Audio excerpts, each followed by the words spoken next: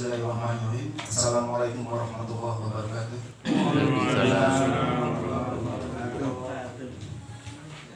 Mohon izin yang di belakang, mungkin suara saya terdengar tidak Bu? Terdengar ya? Karena pernah dikomplain sama istri, enggak kedengar. Jadi saya tes sound dulu. Baik. Innal hamdalillah nahmaduhu wa nasta'inuhu wa nastaghfiruh wa na'udzu billahi min shururi anfusina wa min sayyiati a'malina. May yahdihillahu fala mudilla lahu wa may yudlil fala hadiya lahu. Asyhadu an la ilaha illallah wahdahu la syarika lahu wa asyhadu anna Muhammadan abduhu wa rasuluhu la nabiyya ba'dahu. Allahumma shalli wa sallim ala Muhammad wa ala ali Muhammad amma ba'd.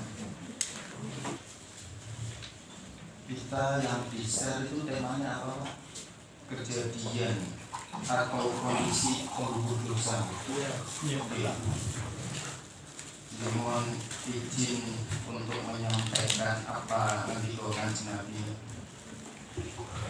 Tapi sebelumnya mohon maaf saya pakai hitam-hitam Bu Pak. Ini ada yang bertanya, wah kok kayak bergabung gitu ya? Iya. Gimana Pak? Hitam-hitam itu pis apa? Jadi bapak-bapak ibu semuanya ini yang pemikiran dari Pak Amal ini. Jadi bapak ibu semuanya pakai hitam-hitam itu bukan untuk bergabung ya. Mohon izin menyampaikan bahwa memang kebanyakan di Indonesia itu tahunya mungkin ya dari budaya barat atau dari film, yang mana kalau ada takziah itu pakai jas hitam, celana hitam, ya. Itu kalau saya sering mendengar di para ulama yang faqih terhadap ilmu syariat bahwa justru kita harus menyelisihi. Nah, jadi kita kalau bisa pas layar itu nggak pakai hitam-hitam supaya tidak menjadi sebuah keyakinan yang wajib hitam-hitam. Karena itu budaya Yahudi, budaya Barat ya. Tentu saja tidak masalah ya, tidak salah ketika kita kok pengen bagus dan punya gamis atau hijab atau jas hitam, tidak ada masalah. Yang penting niatnya, bukan meniatkan bahwa itu sunnahnya. Nah, kalau bisa hari biasa kita juga hitam namanya. Putih, ya. putih sunnah. Maksudnya dalam artian putih sunnahnya gitu. Kalau kita pakai hitam niatannya untuk menjelaskan, menyelisih hal yang tradisi, ya itu adalah dakwah juga gitu. Bismillahirrahmanirrahim. Baik, izin saya menyampaikan untuk langsung ke tema gitu. Ini jam 6:20. Ya jadi An Abi Hurairah radhiyallahu anhu Rasulullah Nabi Allah sallallahu alaihi wasallam ma yusibul muslima min nasabi wala yasabi wala wasabi wala hammin wala husnin wala adam wala ghammin hatta syawkati yushakuha illa kafarallahu biha khotoya. Jadi ini diriwayatkan dari Abu Hurairah radhiyallahu anhu bahwa Rasulullah SAW bersabda, tidaklah seorang muslim itu ditimpa musibah baik berupa rasa lelah, kemudian rasa sakit, rasa khawatir, kemudian rasa sedih, kemudian gangguan, rasa gelisah, sampai duri yang melukai, melainkan dengannya Allah akan ampuni dosa-dosanya. Jadi ini adalah 6 yang kalau kita perhatikan hadis Rasulullah SAW ini semuanya kita hampir mengalaminya. Satu kondisi yang bukan hanya muslim saja, tapi yang lainnya. Cuman pembedanya kafarallahu biha min khotoya. Jadi yang menghapus kesalahan-kesalahan adalah rasa ini dimiliki oleh orang muslim. Saya ulangi deh, minasobin, rasa capek. Ini penggugur dosa. Rasa capek bekerja, kemudian capek mengurus rumah tangga, capek masak, capek ngepel, capek mungkin mempersiapkan musola ini. Makanya Pak Karjono tidak mau saya bantu kalau sudah kita rapi selesai mulai capek itu. Kalau kayaknya Pak Karjono mengerti ini, biar saya capek. Terus kemudian wal wasobin, sakit. Jadi siapapun yang sakit tentunya tidak enak.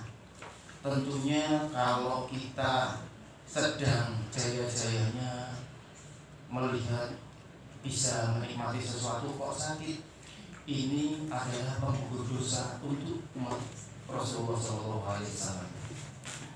Sakitnya ini bisa bertahun-tahun, bisa sakit kecelakaan, bisa penyakit dalam.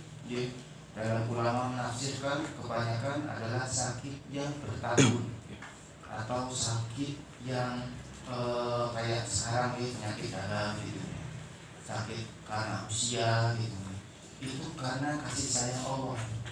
Ya, jadi mungkin saja ibadah kita susah sekali khusyuk, susah sekali ingat Allah, kemudian istighfar kita juga baru di bibir, terus kemudian gibah kita bercerita dengan teman, dengan tetangga, mungkin saja itu tidak kita sadari, tapi dengan sakit itu Allah memberikan sebuah kasih sayang yang mana tanpa disadari Allah sebenarnya sedang membersihkan.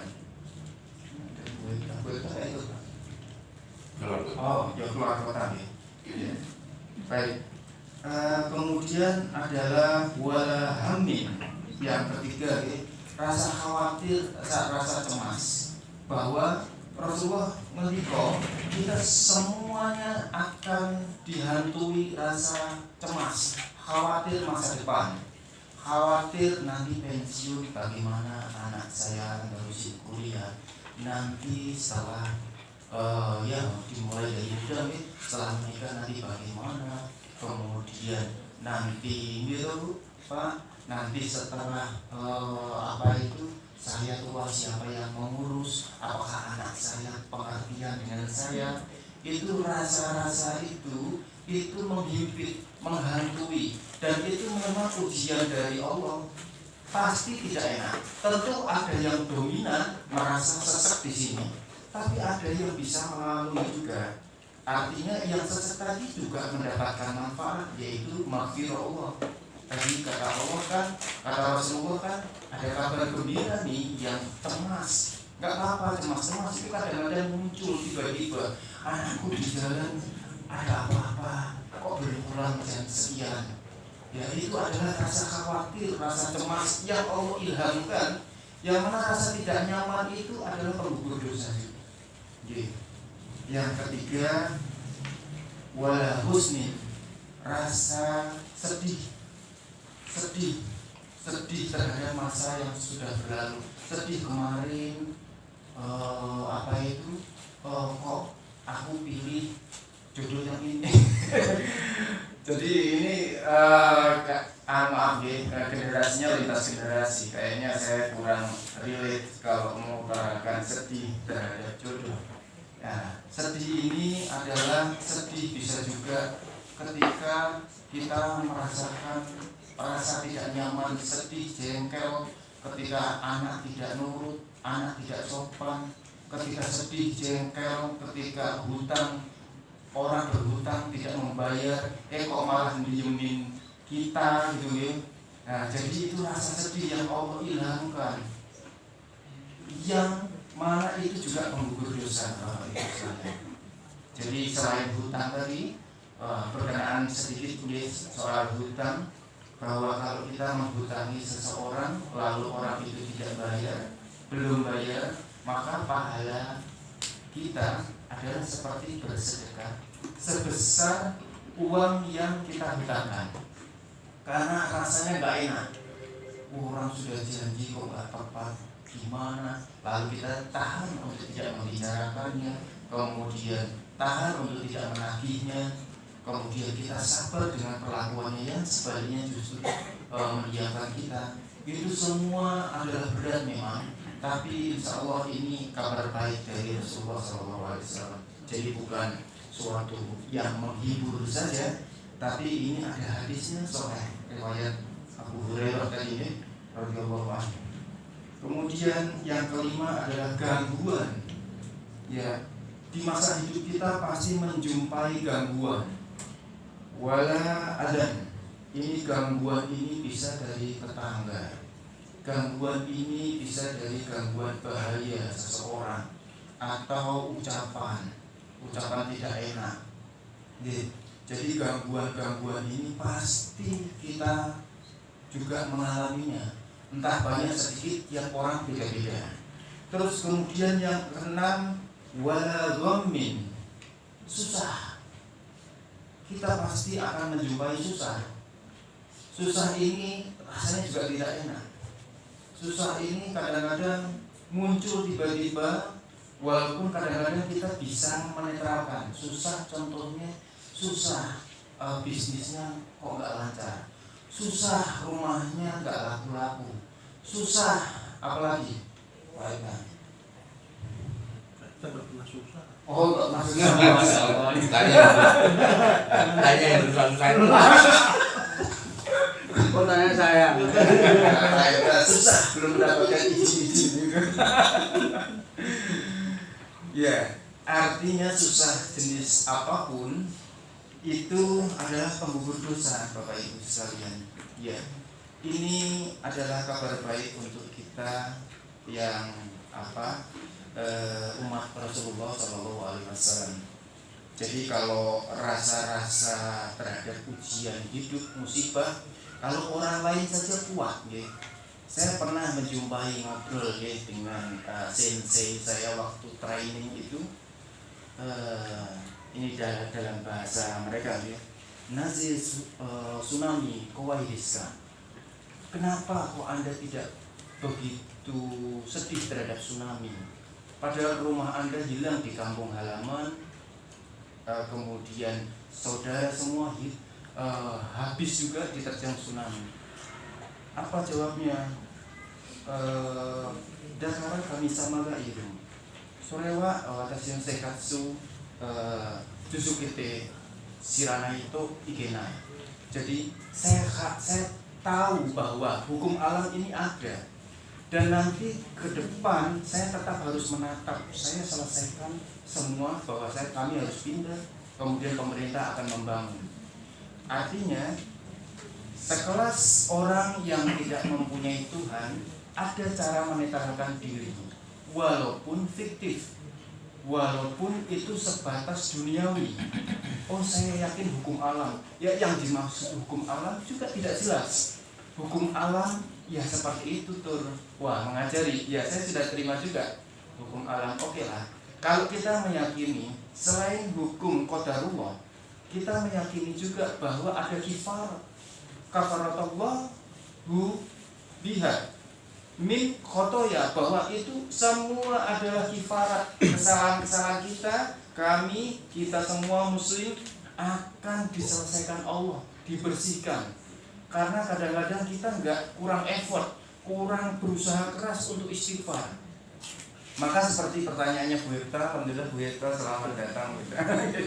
Seperti nyambung dengan pertanyaan yang susah saya terjawab ya, karena terjadi diskusi bahwa kenapa kok bencana itu dari tanganmu sendiri bukan dari Allah. Itu artinya salah satunya adalah karena satu kasih sayang Allah, bahwa kalau tidak dikasih bencana dosa kita susah luntur, karena kita lupa sholat meningkatkan kekhusyuan. Sehingga untuk menggugurkan dosa-dosa kita, Allah sayang nih memberi sebuah jalan pintas, memberi akses bahwa ini loh caranya, kamu tak kasih sesek, tak kasih khawatir anakmu nanti di jalan kecelakaan, itu nggak enak. Kamu tak kasih rasa sedih, jengkel. Jadi rasa-rasa yang tadi adalah sebuah kejadian atau kondisi pikiran kita yang mana kita bisa diampuni, jika kita mengingat Allah kita sabar. Mohon maaf, saya ingin melanjutkan, tapi kok waktunya mepet ya. Udah sampai aja. Berbuat masih ya? Diatur lah nanti gimana. Oh diatur ya. Ya, jadi ini juga Allah tegaskan di dalam sebuah firman bahwa walana balwakum bisyai'in minal khawf wal ju'. Walanakum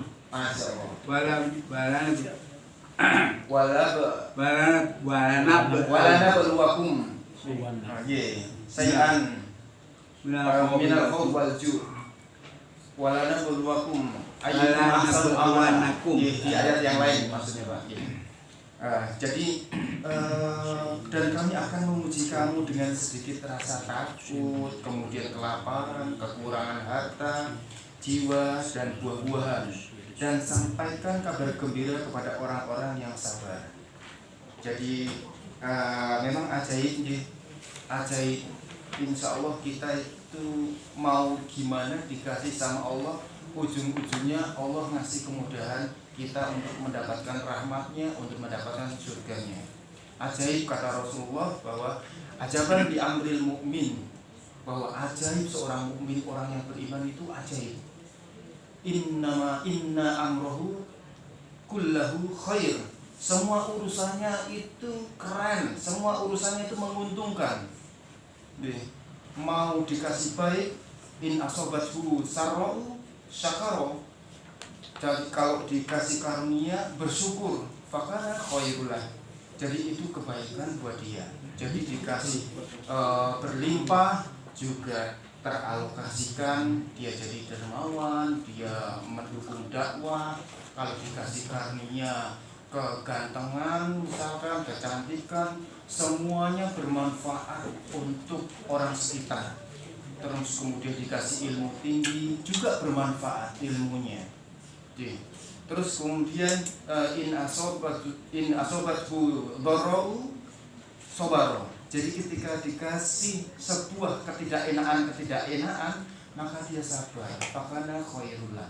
Maka itu juga keren, itu baik. Jadi muslim itu mau digimana-gimanain sama Allah, insya Allah ujung-ujungnya surga. Jadi kita saling mengingat satu dengan yang lain, saling bertatap. Semoga kita saling memberikan syafaat ya Pak Bu. Kita itu bukan hanya menantikan syafaat dari Rasulullah SAW, tapi kita bisa sesama teman itu memberikan syafaat. Oh itu teman ngaji di Senin buka bersama. Oh itu temanku ketika dia pernah memberikan nasihat. Oh itu temanku yang ada di hadapanku pada saat di masjid bersama. Itu semua kita bisa gandeng-menggandeng juga. Jadi banyak sekali akses fasilitas kita untuk selamat dunia akhirat. Baik Bapak Ibu, ini sudah jam 35.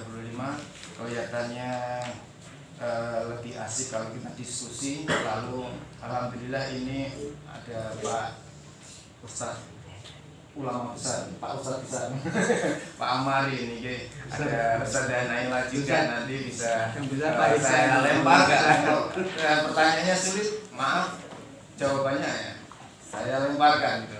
Baik, demikian. Wallahu a'lam bishawab. Assalamualaikum warahmatullahi wabarakatuh. Waalaikumsalam.